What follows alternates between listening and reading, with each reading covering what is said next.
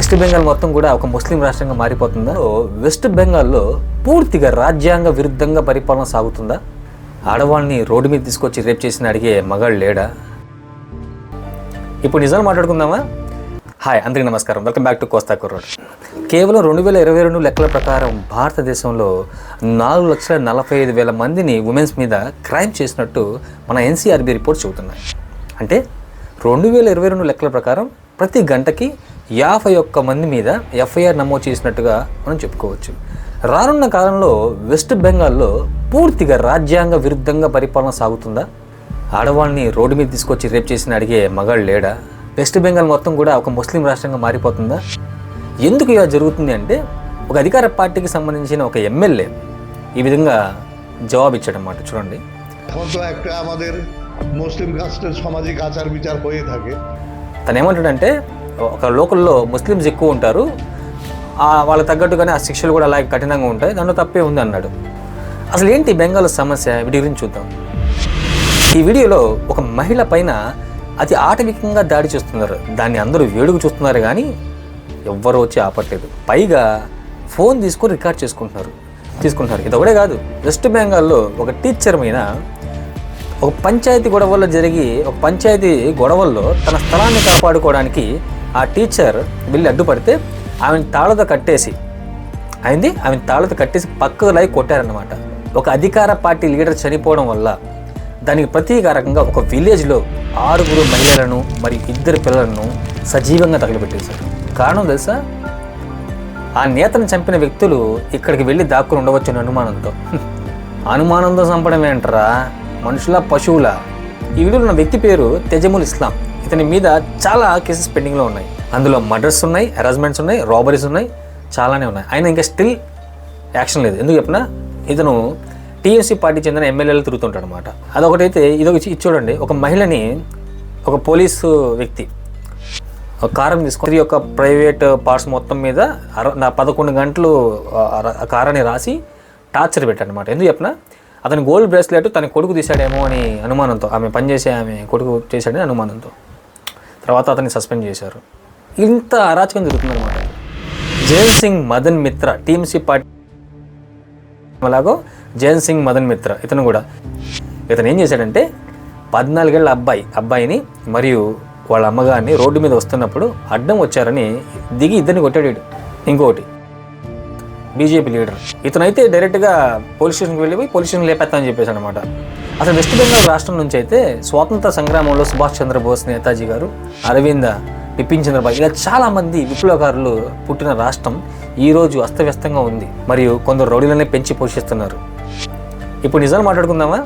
West Bengal మొత్తం కూడా ఒక ముస్లిం రాష్ట్రంగా మారిపోతుందా? వెస్ట్ బెంగాల్లో కొన్ని చోట్ల రేపులు చేసి కాల్చేయడం, రోడ్ల మీద ఆడవాళ్ళని నగ్నంగా తిట్టడం, కొట్టడం, అసలు ఏం జరుగుతుందా వెస్ట్ బెంగాల్లో అంటే, ఈ వీడియో చివరిదా చూడండి, అసలు ఏం జరుగుతుందో తెలుస్తుంది. ఈ విధంగా ఆడవాళ్ళు రోడ్ల మీద ఎందుకు తిరుగుతున్నారో తెలుసా? టీఎంసీ పార్టీకి చెందిన ఒక వ్యక్తి కొంతమంది ఆడవాళ్లను రాత్రిపూట ఇంటికి వచ్చి వాళ్ళ మీద దాడి చేసి ఆ ఆడవాళ్ళని తీసుకువెళ్ళి అనుభవించి వదిలేస్తారనమాట.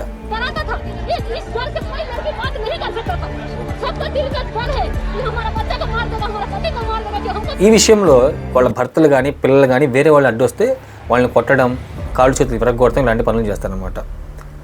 అందుకే దానికి నిరసనగా ఈ ఆడవాళ్ళందరూ కూడా ఫైట్ చేస్తున్నారు. ఆ వ్యక్తి ఎవరో కాదు, టీఎంసీ పార్టీ చెందిన షాజహాన్ అనే ఒక వ్యక్తి. ఇతనికి బెంగాల్లో పోలీసులు కూడా కొమ్ము కాయడం మనం చూస్తున్నాం.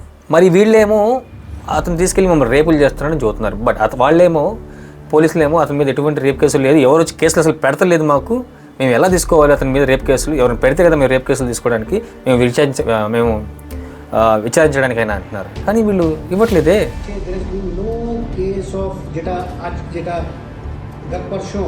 కానీ ఎలాంటి రేప్ జరగలేదని వెస్ట్ బెంగాల్ మహిళా కమిషన్ చెప్పింది. మరియు పోలీసులు కూడా ఇక్కడ ఎటువంటి రేప్ కేసెస్ నమోదు కాలేదు అని చెబుతున్నారు. రేప్ కేసు పెట్టిన ఒక మహిళ మాత్రం కూడా, అది కూడా నన్ను బలవంతంగా పెట్టించారండి, వేరే పార్టీ వాళ్ళు వచ్చని ఆమె చెబుతుంది. మళ్ళీ ఏది నిజమో అని తెలియదు. బట్ ఎంతలా అంటే, ఒక రేప్ కేసు కూడా లేకుండా అతని మీద క్లీన్ చిట్తో వైట్ షర్ట్ మీద వైట్ పేపర్లో బయటకు వచ్చేసాను అనమాట, ఇంటి లోపలికి వెళ్ళి. అలా అలిగేషన్ రావడం వల్ల షాజహాన్ అనే వ్యక్తిని టీఎంసీ పార్టీ నుంచి మమతా బెనర్జీ గారు తొలగించేశారు ఈ తర్వాత. కానీ రాష్ట్ర గవర్నర్ మాత్రం ఇక్కడ చాలా రేప్ కేసెస్ నమోదు అయ్యాయి అని చెప్తున్నారు. that this could happen. Some goon comes from inside the house, catches hold of the grown-up child, girl child, assaults the wife in front of the husband and beats up the husband if any protest. తర్వాత SC ST leader కూడా Bengal law and order సరిగ్గా లేదు, ఇక్కడ గూండాలు ఎక్కువగా ఉన్నారు, రాష్ట్రపతి పాలన వేస్తే చాలా బాగుంటుందని వివరణ కూడా ఇచ్చారన్నమాట. संवैधानिक रूप से शासन व्यवस्था होना चाहिए, उधर में नहीं चल रहा है, ये एकदम क्लियर है. हम लोग क्लियरली लिख के दिया है, प्रेसिडेंट रूल्स इज मैंडेटरी. అసలు ఇక్కడ ఎంతలా డిక్టేటర్షిప్ వచ్చిందో తెలుసా? ఏ నాయకుడికైనా ఆ నాయకుడి దగ్గర ఉండే రౌడీతో తనకి ఇష్టం వచ్చిన తీర్పులను లోకల్ అతను ఇచ్చుకోవచ్చు. ఎందుకంటే ఇక్కడ లోకల్ గవర్నెన్స్ ఉందన్నమాట. రాష్ట్ర ప్రభుత్వం వేరు, లోకల్ గవర్నెన్స్ వేరు. వీళ్ళకి ఇష్టం వచ్చిన తీర్పు వీళ్ళే ఇచ్చేస్తారు, వీళ్ళకి పోలీసులు కూడా సపోర్ట్ చేస్తారు. లోకల్ గవర్నెన్స్లో తీర్పులు ఇచ్చేస్తారు. ఈ తీర్పులన్నీ కూడా రాజ్యాంగ విరుద్ధంగా ఉండడం వల్ల ఇవన్నీ బయటకు వచ్చినాయి అన్నమాట. లోకల్ గవర్నెన్స్ అంటే తీర్పులు ఇవ్వడం ఏంటంటే ప్రతిదీ కూడా కోర్టు దాకా వెళ్ళవు. కొన్ని ఇక్కడే పంచాయతీలు, మనం ఉదాహరణకి మనం విలేజెస్లో చూస్తుంటాం, కొన్ని పంచాయతీలు చేస్తుంటారు, కొన్ని పాలెల్లో చూస్తుంటాం, పంచాయతీలు ఉంటాయి, కట్టుబాట్లు ఉంటాయి కదా, అలా ఇస్తారు వీళ్ళు కూడా తీర్పులు. అలా ఇచ్చినప్పుడు ఏంటంటే ఒక్కొక్కడు అక్కడ ఒక్కొక్క కమ్యూనిటీ ఒక్కొక్క రిలీజియన్ ఉంటుంది అనమాట. ఈ రిలీజియన్ బేస్ మీద ఒక్కొక్కడు ఒక్కొక్క రిలీజియన్ బేస్ మీద తీర్పులు ఇస్తాడు. ఈ రిలీజియన్ బేస్ ఏంది, పాతకాల పద్ధతులు వీళ్ళు తయారు చేసుకున్న చట్టాలు ఉంటాయి ఆడ, ప్రస్తుతానికి అది ఇంప్లిమెంట్ చేస్తారనమాట. అవి చాలా దారుణంగా ఉంటాయి వినడానికి. సో హిందువులకి ఎలాగ ఉంటుంది, ఇస్లామ్స్కి ఎలాగ ఉంటుంది, క్రిస్టియన్కి ఎలాగ ఉంటుంది, ట్రైబల్స్కి ఎలాగ ఉంటుంది, అందరికీ వాళ్ళ యొక్క పూర్వీకులను డిజైన్ చేసిన చట్టాలు, దారుణమైన చట్టాలు ఇప్పుడు ఇంప్లిమెంట్ చేస్తారు. ఎవరు అక్కడ ముస్లిం ఉంటారు కదా, ముసలోళ్ళు వచ్చి ఇచ్చేయని వీళ్ళ వల్ల ఏం జరిగిందంటే, ఈ లోకల్ గవర్నెన్స్ వల్ల ఏం జరిగిందంటే ఎంత పనికి మాలిన శిక్షలు వేశారంటే వీళ్ళు చూడండి.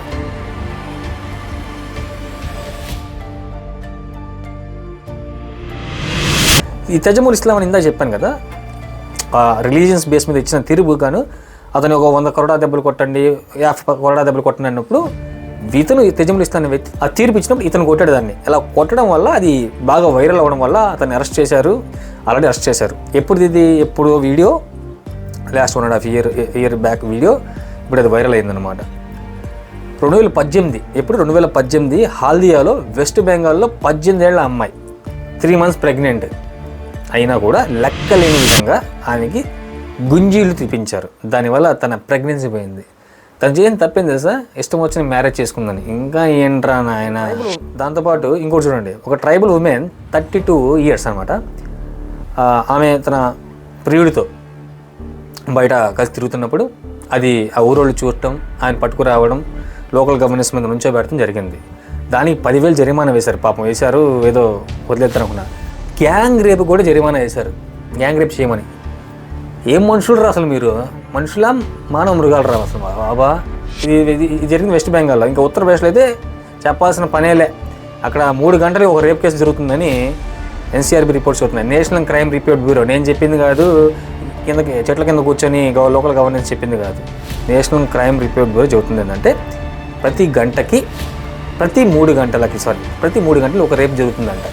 వెస్ట్ బెంగాల్కి ఉన్న మరొక సమస్య ఏంటి అంటే, వెస్ట్ బెంగాల్ పక్కనే బంగ్లాదేశ్ ఉండడం వల్ల ఆ బార్డర్స్లో దొంగతనంగా భారతదేశంలోకి కొంతమంది చొరబడుతుంటారు. ఈ బంగ్లాదేశ్ పక్కన ఉండడం వల్ల బంగ్లాదేశ్ నుంచి కొంతమంది భారతదేశంలో ఎంటర్ అవ్వడం త్రూ బెంగాల్ ద్వారా. ఈ చొరబడటం వల్ల ఏమవుతుంది, కొంతమంది టెర్రరిస్టులు రావచ్చు, కొంతమంది ఫుడ్ రావచ్చు, కొంతమంది ఏదో జీవనం సాగించడానికి రావచ్చు. అటువంటిప్పుడు ఏమవుద్ది, వీళ్ళు టెర్రరిస్టులు వస్తే దేశానికి ప్రమాదం. సరే ఏదో ఫుడ్ కోసం వచ్చాడు, ఏదో మంచి పని చేసుకున్నాడు అనుకున్నాను, అలా వస్తే మనకున్న పనులు పోతాయి. సరే ఎలా వస్తారంటే వాళ్ళది బెంగాలీ, వీళ్ళది మంది బెంగాలీ. దీనివల్ల దేశానికి ప్రమాదం ఉంది, రాష్ట్రానికి ప్రమాదం ఉంది, మన దేశ ప్రజలకు ప్రమాదం ఉంది. అలా వచ్చిన ప్రతి ఒక్కరిని మమతా బెనర్జీ గారు తీసుకొని వాళ్ళకి ఓటర్స్ ఇచ్చేసి ఐడి కార్డులు ఇచ్చేయడం వల్ల వాళ్ళందరూ కూడా తృణమూల్ కాంగ్రెస్కి ఓట్లు వేసి గెలిపించారని, ఒక వెస్ట్ బెంగాల్ మొత్తం కూడా ఒక ముస్లిం రాష్ట్రం అయిపోయిందని పార్లమెంట్లో ఎన్నోసారి బీజేపీ నాయకులు మన పార్లమెంట్లో కానీ, మన వెస్ట్ బెంగాల్ జరిగిన ఎలక్షన్లో కానీ, లోక్సభ ఎలక్షన్స్లో కానీ చాలాసార్లు చెప్పారు, ముస్లిమ్స్ వల్ల ముస్లిం స్టేట్ అయిపోతుంది, కంప్లీట్గా ఇస్లాం స్టేట్ అయిపోతుందని. ఇప్పుడు నిజంగా మాట్లాడుతున్నా, వెస్ట్ బెంగాల్లో పాపులేషన్ వైజ్గా చూస్తే 10,42,00,000. సరే 10,50,00,000 వేసుకున్నాం. ఇందులో హిందూ మతం ఎక్కువగా ఉంది. ఎంతమంది అంటే మొత్తం వెస్ట్ బెంగాల్లో జనాభాలో 72% మంది ఉన్నారు. అంటే 100లో 72 మంది హిందువులు ఉన్నారు, 27 మంది ఇస్లాం వాళ్ళు ఉన్నారు. ప్రతి 100 మందిలో 72 మంది హిందువులే ఉన్నారనమాట. వెస్ట్ బెంగాల్ ఇస్లాం స్టేట్ కాదు, ఓకే ఫేక్. సో ఇస్లాం స్టేట్ కాదు, కేవలం ముస్లిమ్స్ ఓటు వేయడం వల్ల తృణమూల్ కాంగ్రెస్కి వెళ్ళవట్లేదు, అందరూ ఓట్లు వేయడం వల్ల గెలుస్తున్నారు. ఓకే, ఏంది వెస్ట్ బెంగాల్ ఏంది ఇంత రాజకీయం జరుగుతుంది, ఏంది పట్టించుకోరు ఏంటంటే, ఇప్పుడు మనం చూసిన వీడియోస్ అన్నీ కూడా లాస్ట్ 5 years ముందు జరిగినాయి, ఈ లాస్ట్ 5 yearsలో జరిగినాయి. మరి ఎందుకు అంత హైలైట్ అవుతుందంటారా? అది కూడా చూస్తాను. సరే ఏదైనా కానీ లాస్ట్ 5 yearsలో కానీ అంతకుముందు కానీ అరాచకాలు జరిగినాయి నిజమా కాదా? జరిగినాయి నిజం. రేపులు జరిగింది నిజం. చనిపోయింది నిజం. ఆ శిక్షలు విధించింది నిజం.